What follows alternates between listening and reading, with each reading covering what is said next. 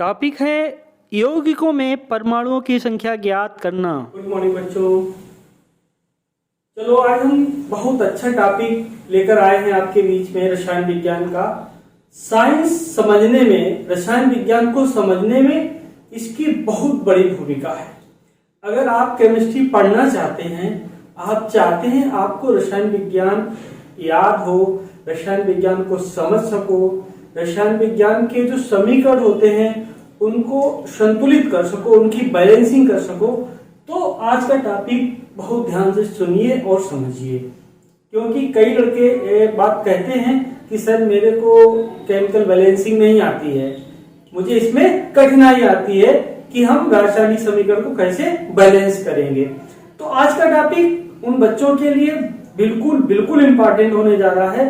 और साथ ही साथ जो बच्चे इस समय केमिस्ट्री पढ़ रहे हैं, जूनियर लेवल से हाई स्कूल, इंटर, जो भी बच्चे हैं उनके सबके लिए बहुत महत्वपूर्ण टॉपिक है। तो हम शुरू करते हैं आज यौगिक के अणुसूत्र अर्थात रासायनिक सूत्र जो है उसमें परमाणुओं की संख्या कैसे ज्ञात करेंगे। क्योंकि केमिकल बैलेंसिंग में परमाणुओं की संख्या का पूरा खेल होता है। आप अगर केमिकल बैलेंसिंग करते हैं और आपको परमाणुओं की संख्या पता नहीं है, आप सही से नहीं कर सकते हैं। रट्टू बनना विज्ञान को पढ़ने के लिए नहीं है। आप रट्टू बन के नहीं, जब तक आप केमिस्ट्री को समझेंगे नहीं तब तक आप पार नहीं पाएंगे। अगर क्वेश्चन थोड़ा भी बदल जाता है तो आप उसका जवाब देने में सक्सेस नहीं होंगे। तो एक एक चीज को समझिए। सबसे पहले हम बात करते हैं यौगिक। यौगिक क्या है? यौगिक क्या है? एक कंपाउंड जो दो या दो से अधिक तत्वों के एक निश्चित अनुपात के संयोजन से बना है। अर्थात दो या दो से अधिक तत्वों के एक निश्चित अनुपात में संयोजन से जो चीज तैयार होती उसे हम कहते हैं यौगिक। आपने इसे देखा पानी। हम पानी की बात कर लें तो पानी का सूत्र होता है H2O। पानी एक कंपाउंड है। पानी एक कंपाउंड है। तो पानी की बात करेंगे, H2O की बात करेंगे तो आप देखेंगे इसमें H और O दो तत्व इस्तेमाल किए गए हैं और H 2 है, O 1 है। इस चीज का भी ध्यान रखेंगे तो इनका अनुपात निश्चित है। हम यौगिक के अणुसूत्र अर्थात जो यौगिक होते हैं उनका एक अणुसूत्र होता है, एक निश्चित अनुपात में ही जो फार्मूला बन के तैयार होता है उसे अणुसूत्र कहते हैं। अणुसूत्र में जो तत्वों की संख्या होती है वो फिक्स होती है, वो परिवर्तन उसमें नहीं होता है। आगे बात कर ले, कोई भी रासायनिक सूत्र ले तो उनमें परमाणुओं की संख्या हम कैसे ज्ञात करेंगे। तो यहाँ पर मैंने अणुसूत्र को डिस्क्राइब पहले से कर रखा है, इसे समझेंगे। किताबों में लिखा हुआ है वो आप रटते रहते हो और रटते रहते हो, याद होता नहीं है।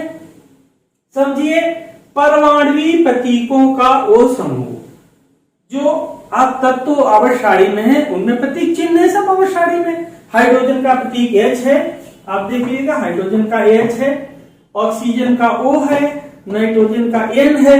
तो ये प्रतीक चिन्ह है ना, परमाणुवीय प्रतीक चिन्हों का वह समूह जो ये दर्शाता है कि किसी यौगिक के एक अणु में समूह कैसा है कि एक अणु में किस किस तत्व के, यानी इसमें से कौन कौन से तत्व लिए गए हैं। जैसे हाइड्रोजन लिया गया, ऑक्सीजन लिया गया, तो किस किस तत्व के कितने कितने परमाणु, हाउ मैनी एटम्स, कितने कितने परमाणु उपस्थित हैं, उस यौगिक का अणुसूत्र कहते हैं। एक यौगिक मैंने एग्जाम्पल के लिए आपके सामने ले लिया। इसे आप सामान्य रूप से क्या कहते थे? Drinking water. आपका ये पानी है, ये आपका पानी है। अब समझेंगे कि इस यौगिक में या जो रासायनिक सूत्र दिया है आपके सामने पानी का H2O का, इसमें कौन कौन से परमाणु है और कितनी संख्या में है। तो यहां पे चीज समझनी पड़ेगी आपको। परमाणु जो है वो कौन कौन से हैं और तत्व जो है उनका नाम। अभी आप देखेंगे एक फंसेगा आपको समझाने में, मैं बताऊंगा आपको। नमक वाले में ऐसे कई हैं जिनमें थोड़ा व्यवहारिक रूप से लगता है कि नहीं जे होना चाहिए, ऐसा नहीं है। चलो एक हम शुरू करते हैं। सबसे पहले पानी की बात कर लें। जो आपका पानी है H2 है, H2O, तो इसको जब हम लिखते हैं किसी का सूत्र तो क्या करते हैं, उसमें दो चीजें होती हैं। जैसे एक तो H2O लिखा, एक मैं लिख रहा हूं यहाँ पर H2O लिख दिया और मैंने आगे 2 लिख दिया। यहाँ पे थोड़ा समझने की चीज है। देखो यहाँ पर जो मैंने बाहर 2 लिखा है, इस तरीके के जब रासायनिक समीकरण का बैलेंस करते हो, आप रासायनिक समीकरण लिखते हो तो कहीं 2 लिखने पड़ते हैं, कहीं 3 लिखने पड़ते हैं। तो जब तक हमें ये चीज पता नहीं होती किसके कितने परमाणु हैं, कितने परमाणुओं का अदला बदली हुई इधर से उधर गए हैं, तब तक हम इस चीज को मतलब लिख नहीं सकते। यानी केमिकल बैलेंस, जो केमिकल समीकरण है, रासायनिक समीकरण है, उसको हम बैलेंस नहीं कर सकते हैं। अब देखिए ये H2 है, तो आप यहाँ देखिएगा, इसको देखिएगा, बाहर जो 2 लगा है ये बता रहा है कि H2O के 2 मॉलिक्यूल यानी कि 2 अणु हैं। ये उसके गुणांकों को बताता है। H2O के 2 अणु हैं। एक अगर मैं ऐसे ले लूं, आपको देखिएगा NaCl, ये नमक, और मैंने यहाँ 3 लिख दिया। ये 3 जो बता रहा है कि 3 बता रहा है कि NaCl के कितने अणु हैं, 3 अणु हैं। और जो मैं जिसकी चर्चा कर रहा हूं वो बात है कि इसमें परमाणु की संख्या कितनी है और कौन कौन से परमाणु हैं। तो हम परमाणु की संख्या सबसे पहले पाएं, इसमें हम एलिमेंट्स पे जाते हैं। अब पानी की H2O को लें, इसके जरा एलिमेंट्स हम देखें तो इसमें एक एलिमेंट H है और दूसरा है O, यानी एक तत्व इसमें हाइड्रोजन है और दूसरा ऑक्सीजन है। आप इसे हाइड्रोजन 2O नहीं कह सकते, H2O, हाइड्रोजन 2O, यानी हाइड्रोजन एक इसमें तत्व है, दूसरा तत्व कौन सा है, ऑक्सीजन है। जब तत्व की बात करें तो एक हाइड्रोजन एलिमेंट है, ये तत्व मैं यहाँ पे लिख रहा हूं। हाइड्रोजन के कितने हाइड्रोजन तत्व है और ऑक्सीजन तत्व है इसमें। अब जरा इसी को समझिए आप, हाइड्रोजन ऑक्सीजन को समझ लिया है, इनकी जो संख्या उस चिन्ह के नीचे जो संख्या लिखी होती है उसे अधोलिखित चिन्ह कहते हैं। देखो H बना है, H के नीचे 2 बना हुआ है यहाँ पर, तो ये संख्या जो डिनोट करती है कि H के 2 परमाणु यहाँ पर हमने इस चिन्ह में प्रयोग करे हैं। 2 परमाणु लिए हैं, तो H के कितने परमाणु हैं, यहाँ परमाणु की संख्या लिखेंगे हम, परमाणु की संख्या, ये है आपके परमाणु की संख्या। तो H के कितने परमाणु आपने लिए, यहाँ पे H के आपने 2 परमाणु लिए हैं और ऑक्सीजन का कितना परमाणु है, इसमें 1 ऑक्सीजन का परमाणु है। तो जो मेरा बताने का मकसद है, यहां से क्लियर हो रहा है कि कोई भी अणुसूत्र हो, कोई भी रासायनिक सूत्र हो, उसमें परमाणुओं की संख्या आप जान सकेंगे।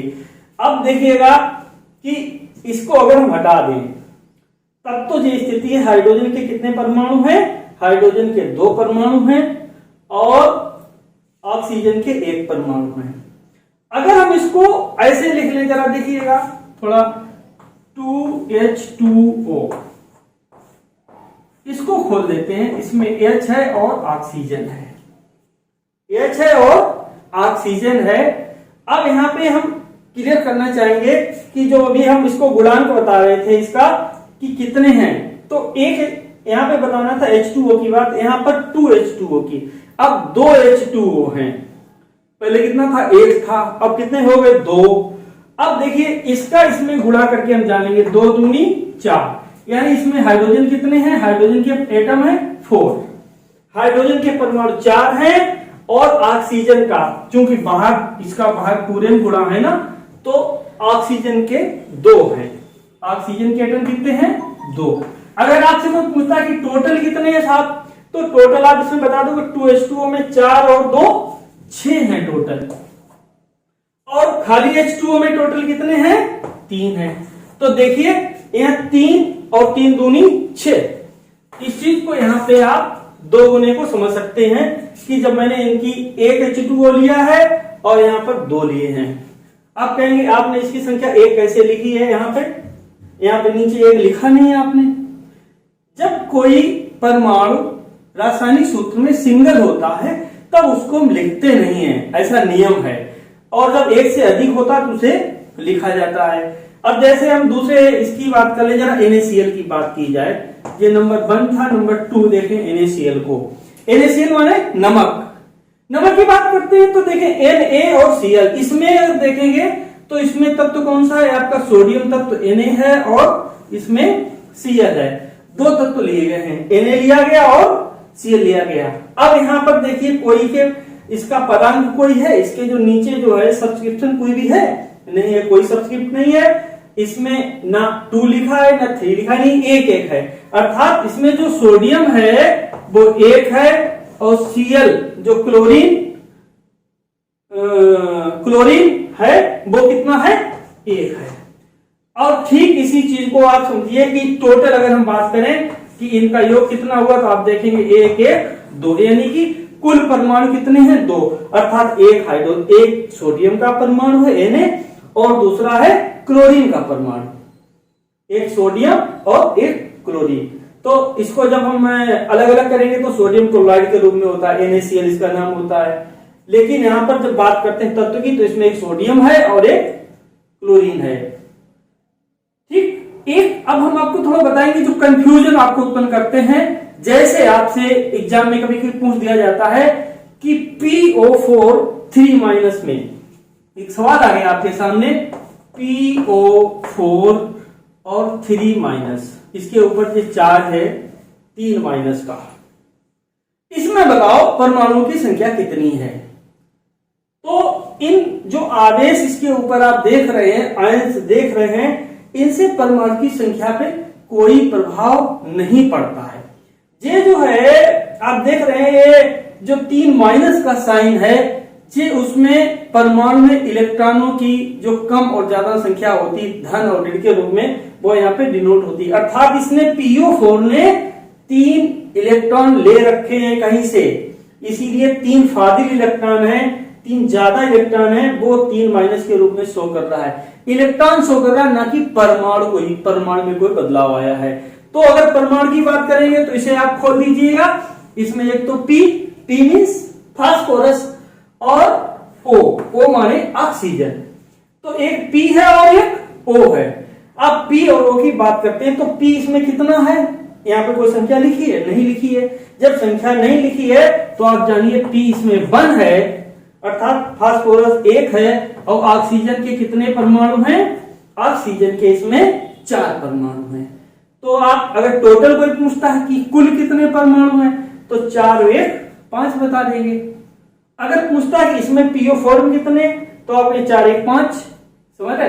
अगर इसके 2 मॉलिक्यूल ले लिए जाएं, 2 अणु ले लिए जाएं तो ये संख्या 2 गुनी हो जाएगी। 3 ले लिए जाए तो 3 गुनी हो जाएगी। बड़ा सिंपल सा है, कोई भी आप मॉलिक्यूल ले लीजिएगा, ऐसे समझ में आ जाता है। एक छोटा सा और हम लेना चाहेंगे जिससे कि आपके संदेह दूर हो जाए। तो हम अभी आपको बता चुके हैं, मैंने यौगिक का नाम लिया था, आपने लिया था पानी, इसकी चर्चा कर चुके हैं। और पानी का सूत्र था H2O। इसमें यौगिक में उपस्थित तत्व तो मैंने बताया था, इसमें H यानी कि हाइड्रोजन है आपका, क्या क्या है? हाइड्रोजन है इसके अंदर, और दूसरा है ऑक्सीजन है, ऑक्सीजन। तो इसमें मैंने इसे खोला था हाइड्रोजन और ऑक्सीजन, इसके अंदर 2 परमाणु हैं हाइड्रोजन और ऑक्सीजन के। अब बात आती है अवयवी तत्वों के संकेत। हाइड्रोजन का क्या प्रतीक चिन्ह है यानी संकेत है? हाइड्रोजन का H है, ऑक्सीजन का O है। अब आप इस सूत्र को देख करके बता सकते हैं कि इसमें कितने परमाणु इस्तेमाल किए गए हैं। अब देखिएगा यहाँ पे H में 2, तो इसके सामने आप लिख दीजिए 2, और ऑक्सीजन कितने इस्तेमाल किए गए हैं? 1 इस्तेमाल किया गया है। दैट्स ऑल, क्लियर हो गया। अभी H2O का बताया था मैंने आपको, PO4 का बताया था, NaCl का बताया था। अब हम थोड़ा हटके एक बताते हैं जिसमें आपको संदेह उत्पन्न हो सकता है। देखिएगा, कैल्शियम फास्फेट का बताते हैं। ये आपका कैल्शियम फास्फेट, ये एक एलिमेंट लिया कैल्शियम फास्फेट। तो इसमें देखिए कैल्शियम Ca, इसका जो सूत्र होता है, जो अणुसूत्र होता है, सूत्र माने अणुसूत्र से आशय है, अणुसूत्र। तो कैल्शियम फास्फेट Ca और Ca3PO4 होल ट्वाइस, ये आपका इसका सूत्र है। अब इसे देख के एकदम बच्चे चकरा जाते हैं, अरे बाप रे इसमें कैसे जानेंगे, इसमें कितने परमाणु हैं, क्या है। अब देखिए सबसे पहले तो इसको आप तोड़ लेंगे कि ये किन किन तत्वों से मिलकर के बना हुआ है।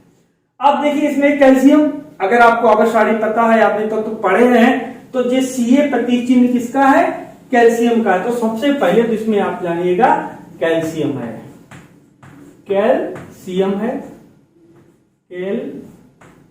कैल्शियम है इसके अंदर। दूसरा क्या है, पी, पी मीन्स फास्फोरस है, इसमें फास्फोरस, इसमें फास्फोरस है। और O मीन्स ऑक्सीजन है, ऑक्सीजन, ऑक्सीजन। अब देखिए तीन तत्व यानी कि तीन तत्वों के परमाणु इसमें इस्तेमाल किए गए, कैल्शियम का, फास्फोरस का और ऑक्सीजन का। ये तीन तत्व इनके परमाणु इस्तेमाल किए गए हैं। अब कैल्शियम का इसी जो इसका अवयव का संकेत है तत्वों का, इसी से देखो कैल्शियम का संकेत क्या है, Ca है, और फास्फोरस का क्या है, P है, और ऑक्सीजन का संकेत क्या है, O। मैं इसके सामने सामने इसको लिखे दे रहा हूं जिससे समझने में आपको आसानी रहे। तो Ca3PO4। अब आप देखेंगे इसमें कैल्शियम कितने हैं, तो आप देख रहे हैं कैल्शियम के नीचे 3 लिखा है, तो आप कह देंगे इसमें कैल्शियम के परमाणु हैं 3। अब देखिएगा यहां पर लिखा गया है PO4 और इसको कोष्टक में बंद कर दिया गया है। बंद माने पूरी चीज, होल, पूरी चीज, और बाहर इसमें 2 गुना किया गया है। अब जब बाहर 2 गुना किया, अभी अगर बाहर वाला नहीं हो तो PO4 देखें, तो आपने PO4 देखा तो उसमें फास्फोरस 1 था, तो यहाँ पे 1 था, अब इसको टोटल 2 गुना कर दिया गया है, यानी P कितना हो गया, 2 गुना हो गया। P 1 से कितना हो गया, P हो गया इसमें 2, यानी कि फास्फोरस के 2 परमाणु हैं। और ऑक्सीजन पहले कितना था, 4 था अंदर, अब इसको 2 गुना कर दिया गया है। 2 गुना कर दिया तो 4 दूनी 8, यानी ऑक्सीजन कितने इसमें है, 8 है। यहां आपके समझ में आ गया होगा कि अब इसमें कोई संदेह की बात नहीं है। ऐसे ही और भी आपको मिलेंगे, जैसे आप ग्लूकोज का सूत्र देखते हैं C6H12O6, और भी कोई उठा लीजिएगा, जो भी आप उठाएंगे बड़े बड़े सूत्र उठाएंगे तो इसी आधार पे आप उनको आइडेंटिफाई कर पाएंगे कि इसमें कितने परमाणु हैं, कौन कौन से प्रतीक चिन्ह हैं। और ये चीज अगर आपने इस चीज को समझ लिया तो फिर रासायनिक समीकरण बैलेंस करने में आपको कतई परेशानी, कोई भी परेशानी सामने नहीं आएगी। अगर चाहो तो मैं एक अभी आपके सामने यहाँ पर बैलेंस करना आपको सिखाते हैं। अगर आपने परमाणुओं की संख्या सीख ली तो किसी रासायनिक समीकरण को आप आसानी से बैलेंसिंग स्थिति पे पहुंचा सकेंगे। एक मैंने यहाँ पर बिना बैलेंस की हुई अभिक्रिया लिखी हुई है, ये बैलेंस नहीं है अभी। अब देखिए यहाँ पे लिखा है CO2। आपने देखा होगा सनलाइट की उपस्थिति में जो प्रकाश संश्लेषण की क्रिया होती है, फोटोसिंथेसिस क्रिया होती है, आपको पता है कि पौधे क्या लेते हैं, कार्बन डाइऑक्साइड गैस लेते हैं। जमीन से पौधे क्या लेते हैं, पानी लेते हैं, H2O लेते हैं। क्या चाहिए उनको, सनलाइट चाहिए, सनलाइट की उपस्थिति में क्रिया होगी। और क्या चाहिए, पत्तियों का क्लोरोफिल चाहिए। बनता क्या इसमें, ग्लूकोज बनता है और बनता है ऑक्सीजन, और हमें जो ऑक्सीजन मिलती है इसी से तो मिलती है। अभी ये रिएक्शन को मैंने बैलेंस नहीं किया है। अगर आपको ये चीज पता है, आपने सीख लिया है कि किसमें कितने परमाणु हैं तो कैसे बैलेंस करेंगे, आप जरा देखिएगा इस रिएक्शन पे थोड़ा ध्यान दें। ये रिएक्शन देखेंगे, इसमें CO2 लिखा हुआ है और यहां पर ये जो ग्लूकोज बन रहा है इसमें लिखा C6। अब देखिए वही वाली बात आ गई कि परमाणुओं की संख्या का पूरा खेल है। यहां देखिए कार्बन कितना है, यहां पे कार्बन 1 है और यहां पे कार्बन है 6। अब 6 कार्बन कैसे आ सकते हैं, यहां पे क्या C6 करते हैं, नहीं, गलत हो जाएगा। हमको इसको जो गुणांक है इसका वही बदलना पड़ेगा। और हम इसको क्या करते हैं, जो ये आप देख रहे हैं CO2 लिखा है, इसके आगे हम 6 गुणा कर लेते हैं, यानी कि पूरी चीज जब ऐसे बाहर 6 लग गया, यानी कि कार्बन 6 हो गए हैं इसमें, और ऑक्सीजन कितने हो गए, दो पहले से थे, एक में 2 थे, तो 6 में कितने हो गए, 12 हो गए। अब यहाँ पे आप देखिएगा, ये आप देख रहे हैं कि कार्बन 6 मेरे बैलेंस हो गए हैं, इसमें कोई प्रॉब्लम नहीं आ रही, कार्बन मैंने इसको देख के बैलेंस कर लिया। अब मैं देखता हूं कि इसमें हाइड्रोजन कितने साहब, इसमें हाइड्रोजन है 12, हाइड्रोजन के परमाणु है 12। अब देखिए यहाँ पे हमें 12 मिल रहे हैं, यहाँ देखिए बिल्कुल मिल रहे हैं। H2O में देखते हैं 2 होते हैं, और इसका मैंने 6 गुना कर रखा है, 6 का गुना कर, तो 2 छंगा 12, यानी कि ये चीज बैलेंस हो गई और H बैलेंस हो गया। अब बात आती O की बैलेंस की।